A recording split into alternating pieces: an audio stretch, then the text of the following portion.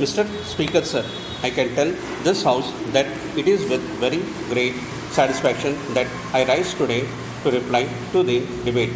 For one thing, the atmosphere of suspicion and prejudice has been removed, and secondly, we have begun to think about the problem. Only when we begin to think about the problem, we will be able to arrive at some solution or other. But when we do not think about the problem at all, then certainly no solution is possible. Therefore, from these two aspects, I am really glad that the debate on the floor of the House has been very helpful. Then I am glad, sir, that the question of universal education, that is, every child has got a right to be educated, has been recognized. But mere recognition will not do. That is only posing the problem or understanding the problem. We shall also try to arrive at the solution, and when we say that we shall arrive at the solution, we have to find all the means, whether we can do it by financial means or by mobilizing the persons available in the country.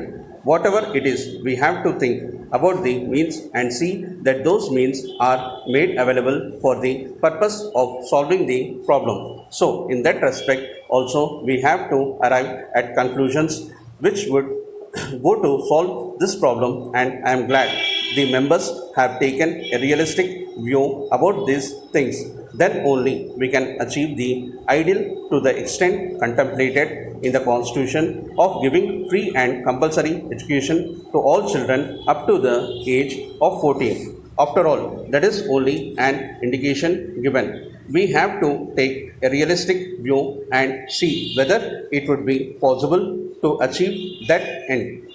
That is why some members have suggested, let us at least see that 5 years education is given to everybody.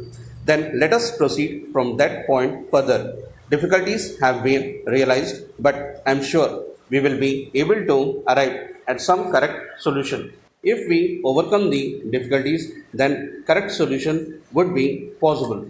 Then we are talking about the various steps we have to take for that purpose. Free midday meals, whether there should be a certain amount of compulsion, and all these things. I am sure the committee which this legislature is constituting will go into these problems. Then the all important problem of the teachers' pay has also been touched upon. It is not as if nobody realized the importance of it. But still, how are we going to meet this problem? Because we have agreed that everybody should get universal, free, and compulsory education. It is also agreed by everybody that the status of teachers should be raised and that they should get a better pay. But how are we going to do it?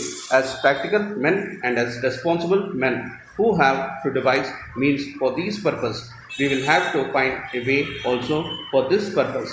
I am glad that aspect has also been brought to the forefront.